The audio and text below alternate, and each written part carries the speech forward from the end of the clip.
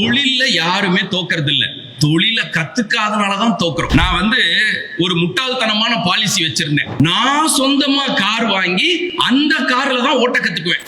நான் வாங்குற கார்ல தான் நான் முதல்ல என்ன பண்ணணும், ஓட்ட கத்துக்கணும் ஒரு முடிவு எடுத்து ஒரு கார் வாங்கினேன். என் கார்லயே ஓட்ட கத்துக்கிட்டேன். அந்த கார் ஓட்ட தெரியாத ஓட்டுனவன் கார் எப்படி இருக்கும், அங்கங்க இடிச்சு இடிச்சு இடிச்சு அந்த கார் ஒரு 6 லட்சம் ரூபாய். நான் ஃபர்ஸ்ட் வாங்கின கார் ஒரு 6 லட்சம் ரூபாய். அந்த கார் எதுக்கு போச்சுன்னா, நான் கத்துக்கிறதுக்கு அந்த 6 லட்சம் ரூபாய் செலவாச்சு. இதுவே ஒரு டிரைவிங் கிளாஸ்க்கு நான் 3500 ரூபாய் பணம் கட்டி ஒரு டிரைவிங் கிளாஸ் போயிருந்தேன்னு வச்சுக்கோங்க, என்ன கத்துக்கிறதுக்கு ஆகிற செலவு என்னவா இருந்திருக்கும், 3500 ரூபாயா இருந்திருக்கும்.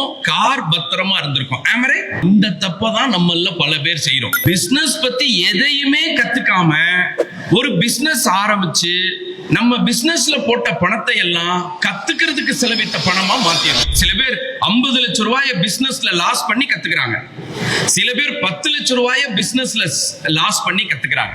பிசினஸ்ல தோத்தவங்க எல்லாம் தோத்ததுக்கு காரணம் காரை டிரைவிங் கிளாஸ் போகாமலே ஓட்டுனது தானே தவிர, கார் ஓட்டி யாரும் என்ன பண்ணி இருக்க மாட்டாங்க, லாஸ் ஆகி இருக்க மாட்டாங்க. பிசினஸ் பண்ணி யாரும் லாஸ் ஆகிருக்க மாட்டாங்க. பிசினஸ் எப்படி பண்றதுன்னு தெரிஞ்சுக்காததுனால லாஸ் ஆயிருப்பாங்க.